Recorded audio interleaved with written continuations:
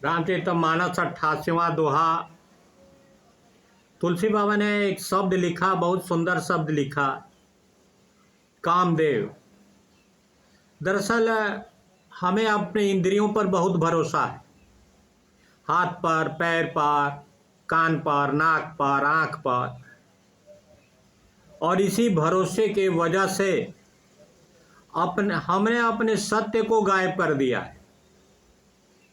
हमने भगवान की मूर्ति बना ली, भगवान को अपने साथ रोपित कर लिया।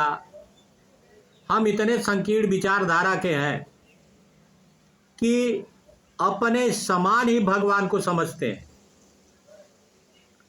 पर तुलसी बाबा ने रामचरित में बार बार ये सिखाया है, भगवान तो निर्गुण निराकार है, सगुण साकार है, हम में, तुम में, सब में व्याप्त हैं।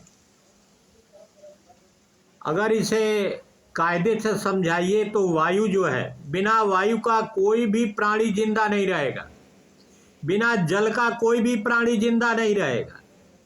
तो भगवान का रूप हमें ये साफ दिखाई दे रहा है, हर जगह वायु, हर जगह जल, आकाश हर जगह है। तो भी हम भगवान की मूर्ति बनाकर, जात पात में अपने को बांटकर, अपने विचार को दूसरे पर लादते हैं। हम समझते हैं कि हम बड़ा सही बोल रहे हैं, पर कभी अपने बारे में आपने सोचा है कि हम सही कि आप सही है? बंधुओं, रामचरितमानस में इसी पर तुलसी बाबा ने बार बार कटाक्ष किया है। उन्होंने ज्ञान की पूजा की, जात की पूजा नहीं की। जात से कुछ नहीं होता है।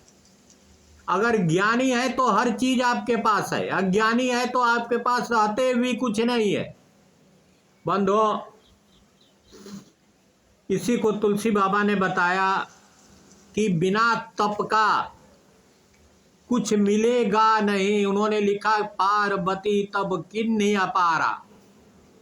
तप माने कर्म, सुकर्म, कुकर्म ना, सुकर्म। सुकर्म करिएगा तो अच्छा फल मिलेगा, कुकर्म करिएगा तो बुरा फल मिलेगा।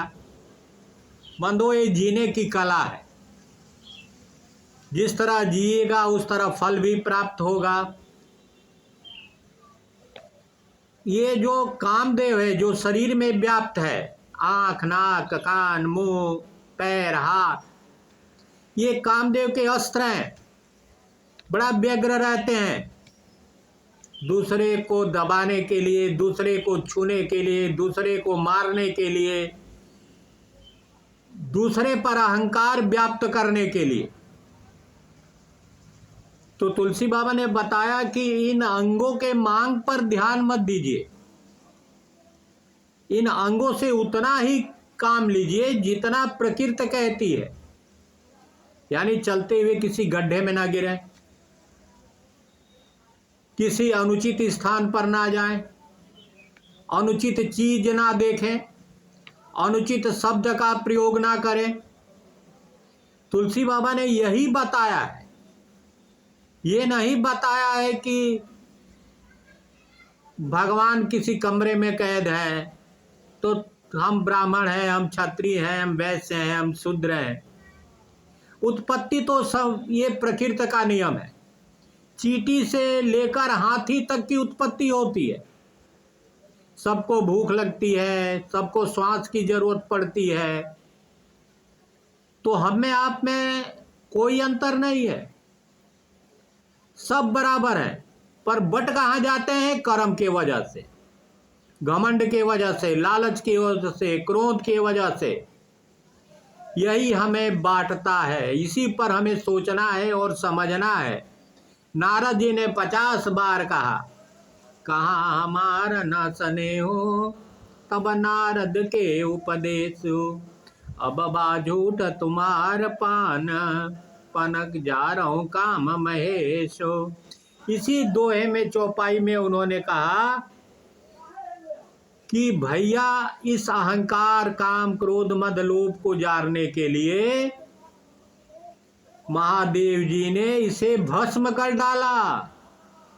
कहा कि आप भी इन्हें भस्म कर डालिए, क्योंकि जब तक ये आपका साथी रहेगा आपको ना सोचने देगा, ना चलने देगा, ना कहने देगा। बोलिए श्री रामचंद्र शंकर।